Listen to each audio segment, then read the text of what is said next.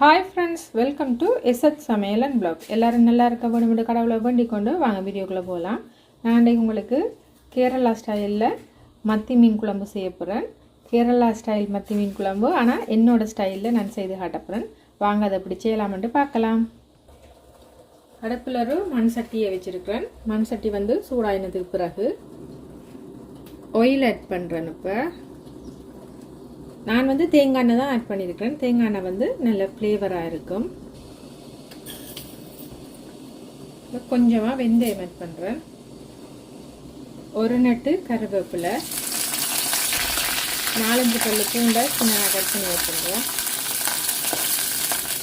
நல்லா ஒருக்கா மிக்ஸ் பண்ணி விடுவேன். 100 கிராம் அளவுக்கு சின்ன வெங்காயத்தை நான் கட் பண்ணி எடுத்துருக்கேன், அதையும் ஆட் பண்ணுறேன்.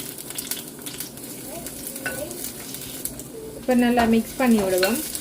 வெங்காயம் நல்லா வதங்கி வரட்டும்.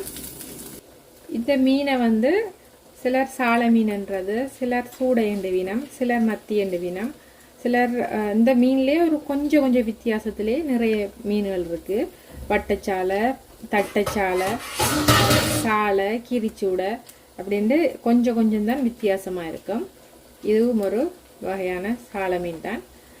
இந்தியாவில் தான் மத்தி மீன்ன்ற இனம். நீங்கள்லாம் என்ன பேர் சொல்கிறேன்னு சொல்லி கமெண்ட்ஸ் பண்ணுங்கள். வெங்காயம் வதங்குறது கொஞ்சமாக உப்புத்தூள் சேர்த்துக்கிறேன். இப்போ நல்லா இருக்கும், அதை மிக்ஸ் பண்ணி விடுவேன். வெங்காயம் வதங்கினது பிறகு ஒரு மீடியம் சைஸ் தக்காளி பழத்தை நான் கட் பண்ணி ஆட் பண்ணியிருக்கேன், அதையும் ஆட் பண்ணுவோம். இப்போ இந்த தக்காளி பழம் வந்து நல்லா மசிஞ்சு வதங்கணும். அதையும் நல்லா மசிஞ்சு வதக்க விடுவோம். தக்காளி வந்து நல்லா வதங்கினதுக்கு பிறகு தேவையான அளவுக்கு குழம்பு மிளகாய் தூள் ஆட் பண்ணுறேன். உங்களோட காரத்துக்கு ஏற்ற மாதிரி ஆட் பண்ணிக்கொள்ளுங்க. நான் வந்து 2 டேபிள் ஸ்பூன் ஆட் பண்ணியிருக்கிறேன். இப்போ நல்லா இருக்கா மிக்ஸ் பண்ணி விடுவேன். தூளை ஆட் பண்ணின கையோட அடுப்பை குறைச்சி வைங்க. இதில் வந்து நான் கொருக்கா புளி வச்சுருக்கிறேன். இந்த கொருக்கா புளியை இப்போ இதில் ஆட் பண்ணுறேன்.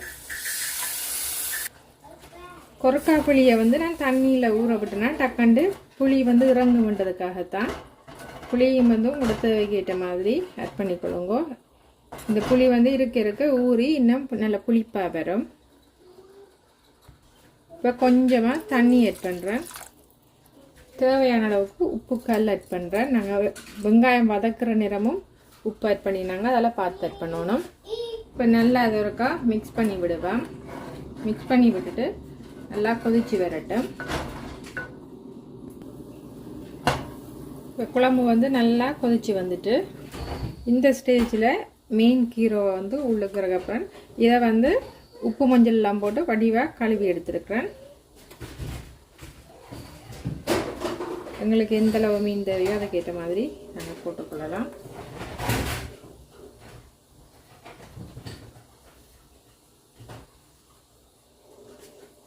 இந்த மீன் வந்து அநேகமாக எல்லோரும் முள்ளு சாப்பிட மாட்டேனோம், ஆனால் அது வந்து ருசி அந்த மாதிரி இருக்கும்.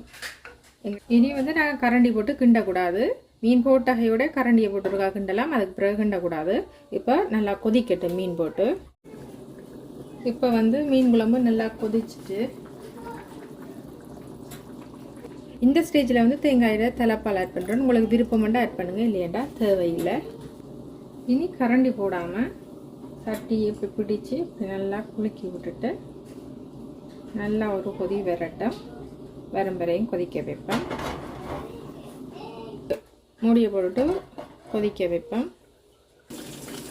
மீன் குழம்பு வந்து நல்லா கொதித்து வந்துட்டு இந்த ஸ்டேஜில் வந்து நான் அடுப்பு ஓஃப் பண்ணுறேன். மண் சட்டி என்ற வடிவாக இருக்க இன்னும் இறுக்கமாக வரும். சுவையான மத்தி மீன் குழம்பு வந்து ரெடி. இது போல் நீங்களும் செய்து பார்த்து எப்படி இருந்தது கமெண்ட்ஸில் சொல்லுங்கள். இந்த மீன் குழம்பு வந்து இறுக்கமாக தான் வைக்கணும், தண்ணியாக வைக்கக்கூடாது. அதே மாதிரி இந்த மீன் வந்து பொரிச்சாலும் நல்லாயிருக்கும், குழம்பு வச்சாலும் நல்லாயிருக்கும். ஒரு முறை செய்து பாருங்கள். இது வரைக்கும் என்னோடய வீடியோவை பொறுமையாக பார்த்து எனக்கு கமெண்ட்ஸ் பண்ணி ஆதரவு தர அனைத்து நல்ல உள்ளங்களுக்கும் ரொம்ப நன்றிகள். இன்னும் ஒரு இன்ட்ரெஸ்டான வீடியோவில் நான் உங்களை சந்திக்கிறேன். அது வரைக்கும் பாய்.